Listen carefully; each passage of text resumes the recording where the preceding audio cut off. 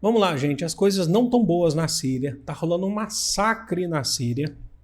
Isso, eu sinto dizer, mas isso já era premeditado desde o ano passado. Tá? Já era premeditado desde o ano passado. A gente vai entender o que está acontecendo. Por que não existe essa inocência de nenhum lado. E eu vou mostrar para vocês agora na tela, já direto, né? Sem enrolação. Deixa eu só me colocar aqui em cima para dar espaço. Está aqui na tela para vocês. O que está acontecendo na Síria? A Síria vive uma guerra civil desde 2011. E no ano passado, no final do ano passado, o presidente da Síria, a família Assad, que estava no poder há 50 anos, aliado da Rússia, aliado do Irã, o Bashar al-Assad caiu e se refugiou na Rússia. Vocês lembram disso? A gente fez vários vídeos aqui falando sobre isso. A Síria sofreu ataques de Israel também. A Síria do Bashar al-Assad defendia a questão palestina. Defende, né? O Assad defende. E aí, muita gente saiu comemorando o que aconteceu, a queda do Assad, porque, afinal de contas, ficou 50 anos no poder, teve medidas pesadas na Síria, a família Assad, muito criticada. Só que a questão é quem queria governar a Síria. Porque o grupo, o HTS, que a gente já vai falar já, que foi o que conseguiu derrubar o Assad, vamos só lembrar, eles começaram, o HTS sempre em contraste com o Assad, eles estavam desde a região norte da Síria, certo? Pegando a região de Alepo e foram descendo até a capital Damasco e conseguiram em alguns dias, na verdade, nessa última ofensiva no final do ano passado, derrubar o governo de Assad. Mas quem que era esse grupo? Esse grupo era um ex-braço da Al-Qaeda e do Estado Islâmico. E aí todo mundo falou, agora a paz vai reinar na Síria. O próprio Joe Biden, na época presidente dos Estados Unidos, comemorou.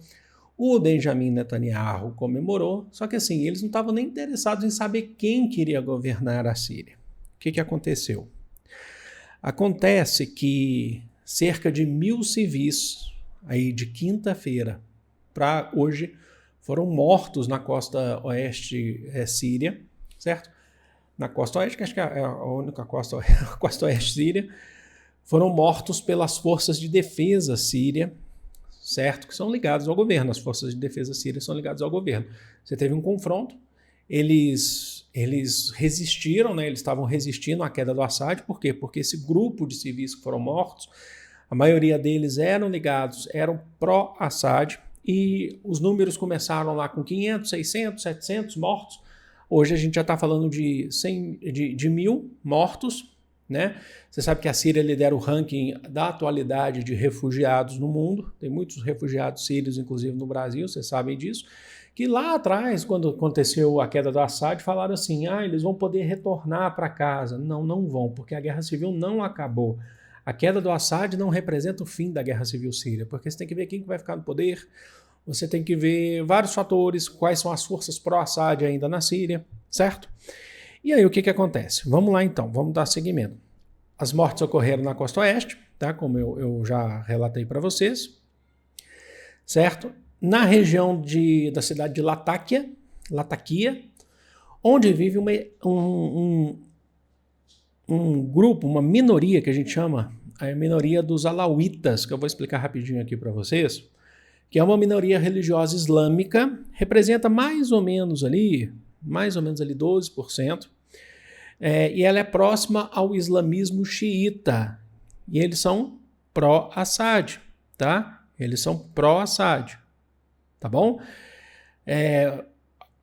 Vamos lá, importante destacar. A Síria é um país de maioria sunita. Eu vou deixar o link de um excelente vídeo que a gente tem aqui no canal. Vou deixar no card aqui para vocês. Um vídeo excelente que a gente tem explicando a diferença entre sunitas e xiitas. Os sunitas são maioria no mundo islâmico.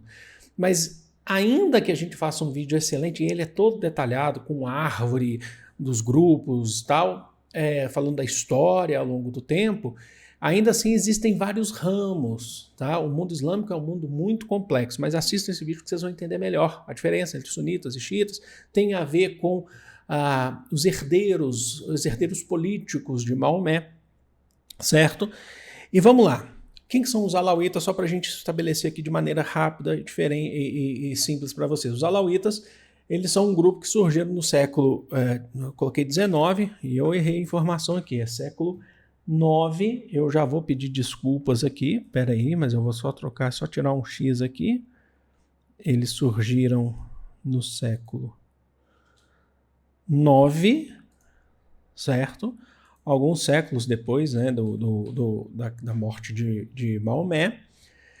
E eles acreditam numa trindade, então isso é o que vai diferenciar principalmente eles dos xiitas. Eles acreditam numa questão de herança de uma trindade islâmica, formada por Ali, que era basicamente um pupilo de Maomé, Maomé, que é o principal profeta do mundo da fé islâmica, e Salmão al-Farisi, que era um seguidor, amigo, companheiro de Maomé. Diferente de outros ramos do islamismo que acreditam mais na figura principal apenas de Maomé como o grande nome, né? Os alauítas, eles dão outros nomes, eles têm outros nomes também importantes, mas eles também têm outras questões. Por exemplo, eles não têm restrições alimentares. Então, por exemplo, quando chega no mês do Ramadã, muitos alauítas não jejuam, né? Porque você sabe que os islâmicos, eles geralmente jejuam no Ramadã, eles jejuam durante o dia, né, se eu não me engano, né, no mês inteiro do Ramadã, que é o 9º mês. Mas eles também têm outras questões, por exemplo, a própria peregrinação a Meca, né? Eles acreditam que essa peregrinação ela não pode ser obrigatória, sabe? É porque no islamismo não é que é obrigatório você ir a Meca, mas se você tiver condições, aí sim é obrigatório. Eles acreditam que essa peregrinação pode ser simbólica. Eles fazem todas as orações a Meca também durante o dia, mas eles acreditam que essa oração pode ser simbólica. Por exemplo, você tem um pouco mais de liberdade, por exemplo, em relação às mulheres, tal. Enfim, algumas coisas assim. Mas eles são islâmicos, xiitas, no sentido do xiita de acreditam dos sucessores diretos de Maomé, assim como os xiitas. Tá? Os xiitas, eles não são os xiitas que a gente costuma falar. Os xiitas mesmo representam ali 1% da religião na Síria. Eles representam cerca de 12%. Mas eles são como se fossem um ramo, né, mais próximo dos xiitas do que dos próprios sunitas, tá bom? E são eles eram pró-Assad, e eles são pró-Assad, e eles sempre foram acusados de terem privilégios dentro do governo de Assad, de apoiarem o Assad, então não sofrerem com a perseguição de Assad, de Bashar al-Assad. Só que quando o Assad cai, eles continuam na questão ideológica, política, do posicionamento pró-Bashar al-Assad. Então, se antes eles estavam com o governo, agora eles passam a ser perseguidos e eles mantêm ainda a política, mantêm ainda o pensamento ou lado pró-Assad. E aí, eles também se resistem. Fizeram emboscadas contra as forças do governo atual da Síria e sofreram a represália, certo? E sofreram um verdadeiro massacre agora nesse momento, tá bom? A gente está falando de massacre, inclusive a mídia internacional tem usado esse termo, massacre, tá? O presidente interino é aqui que mora o grande lance, tá? O presidente interino da Síria é um sunita, que é o Ahmed Hussein al-Shara. Quem que é esse cara? O cara, basicamente, é das lideranças que deu um golpe, que derrubou o Assad e assumiu o poder. E eu estava falando lá atrás que tudo bem derrubar... Não é que tudo bem derrubar o Assad. Crises políticas, ninguém quer crise política no mundo, mas o Assad a família estava no poder há 50 anos. Mas quando cai o Bashar al-Assad, quem que vai ficar no poder? Porque eles ainda estão levando em consideração Estados Unidos, Reino Unido, Israel, estão falando de uma transição para um governo democrático na Síria. Só que não dá mais para defender uma transição pacífica, porque é tudo menos pacífico. Tá? Pode de repente cair, estão chamando ele de interino. Ele é oficialmente presidente da Síria, só que ele é interino, significa que ele não vai ficar para lá para sempre. Ou vai. Não se sabe, porque parece que os outros países fizeram assim, lavaram as mãos, certo? Ele é ex-líder do HTS, que é o grupo que deu o golpe, né, que derrubou o Assad, que é o Tahrir al-Sham. Esse grupo, eu fiz vídeo aqui no canal no ano passado sobre isso, tá? Era um braço direito da Síria né, na Síria da Al-Qaeda, então ele também é ex-membro da Al-Qaeda e ex-membro do ISIS, do Estado Islâmico. São grupos sunitas, né? Do Al-Qaeda e do Estado Islâmico do Iraque, tá? Que você tem ali a proximidade, então, fronteira, inclusive, com a Síria. E o presidente, então, né, como eu falei para vocês, o Al-Sharaa, ele culpou ações individuais pelo massacre. Ou seja, ele se eximiu da responsabilidade de 1.000 mortos dentro do próprio país. Ele se eximiu, falou assim que foram ações individuais que serão investigadas, mas 1.000 pessoas, é sempre esse discurso de ações individuais. O que está acontecendo? Estados Unidos, disse já o porta-voz do governo Trump, que é o Marco Rubio, disse que os Estados Unidos defende as minorias, certo? Que precisa investigar o que aconteceu, porque ele defende as minorias. Defende muitas minorias. O governo Trump defende as minorias. E o Reino Unido também. Mas a ONU condenou, todo mundo está condenando, né? Porque são 1.000 mortos. Só que cadê esse pessoal quando o HTS assumiu o poder? Todo mundo sabia que isso ia acontecer. Todo mundo sabia que a guerra civil da Síria ela não se resolveria com a queda do Assad. Porque o Assad deixou marcas na Síria. Deixou grupos aliados na Síria.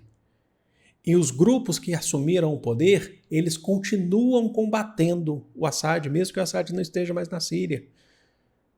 E os grupos que assumiram, o grupo que assumiu, que está com um presidente interino, ex-membro, né? Mas é ligado, é um ex-braço da Al-Qaeda do Estado Islâmico no Iraque. Então vocês entendem a gravidade disso? Vocês entendem que quando a gente fala sobre geopolítica, quando a gente fala de atualidades, não é ou 8 ou 80? Não é isso. Vocês entendem que um grupo, um país, por exemplo, pode apoiar um grupo que seja um grupo que promova um massacre, ou fechar os olhos, não querer saber, se está de acordo com seus interesses? Então não dá para você achar que ou é um ou é outro. A questão não é binária. A questão é muito mais complexa. Pois é, esse foi o vídeo mostrando para vocês tudo que eu fizer para poder entender melhor as relações internacionais, as relações, as atualidades, a geopolítica em geral, eu faço. Tá? Eu farei aqui para vocês. Vocês podem deixar aqui nos comentários suas críticas, sugestões, orientações, muito importante, tá? Sempre com muito respeito e educação. Vou ficando por aqui. Fred Krieger para vocês. Grande beijo. Fui!